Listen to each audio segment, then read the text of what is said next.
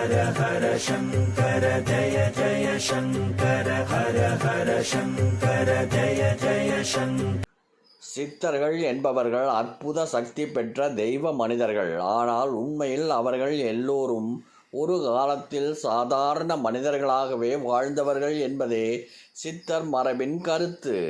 அதனால் தான் மனிதன் முயன்றால் சித்தர் நிலை அடைய முடியும் என்று சித்தர்கள் கூறியுள்ளனர்.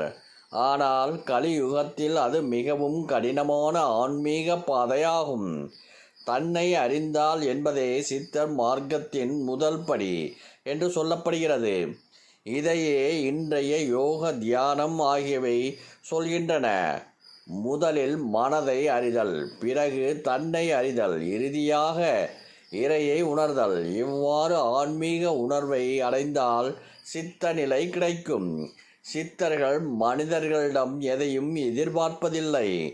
அவர்கள் வலியுறுத்துவது உண்மை, நேர்மை, கருணை, அன்பு, தூய்மையான வாழ்க்கை.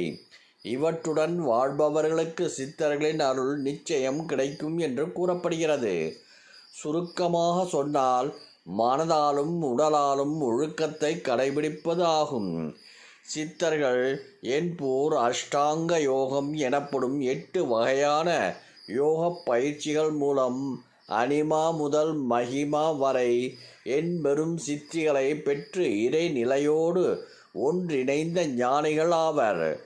இவர்கள் மரணத்தை வென்று காய சித்தி பெற்று சமூக சீர்திருத்தம், மருத்துவம், யோகம் மற்றும் தத்துவ ஞானத்தை வளர்ந்தவர்கள். முக்கியமாக தமிழ் கலாச்சாரத்தில் ஒளி உடலுடன் வாழ்பவர்களாக போற்றப்படுகின்றனர். ஐம்புலன்களை அடக்க, தன்னை கட்டுக்குள் வைக்க தெரிந்தவர்களுக்கு இந்த 8 விதமான சித்திகளும் கைகூடும் என்று சொல்லப்படுகிறது. நம்முடைய மனதை நம்மால் கட்டுப்படுத்த முடிந்தால் உடலையும் இந்த உடலை இயக்கும் இயற்கையான பஞ்சபூத சக்திகளையும் அடக்க முடியும் என்பதே சித்தர்களின் கோட்பாடாகும். இது அனைவராலும் முடியுமா என்று கேட்டால் நிச்சயம் முடியும் என்றே சொல்லப்படுகிறது. ஆனால் இடைவிடாத தீவிர பயிற்சியும் முயற்சியும் பொறுமையும் நம்பிக்கையும் தேவை என்று சொல்லப்படுகிறது.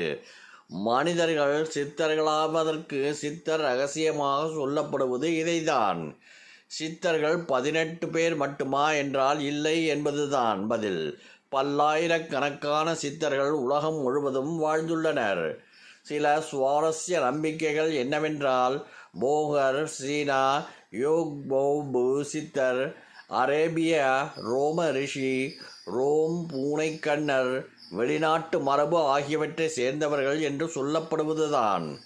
இதனால் சித்தர்கள் நாடு, மொழி, மதம் கடந்து வாழ்ந்த ஞானிகள் என்பது தெரிகிறது. மனிதன் தெய்வ நிலை அடையலாம் என ஆன்மீக மார்க்கத்தில் சொல்லப்படுவது உண்டு. தெய்வ நிலை என்பது தெய்வீக சக்திகள் ஆற்றலை பெறுவது கிடையாது. தெய்வத்திற்கு உருவம் கிடையாது. இன்று கோவில்களில் நாம் காண்பது நாம் கொடுத்த உருவங்கள் தானே தவிர உண்மையில் அது இறைவன் கிடையாது.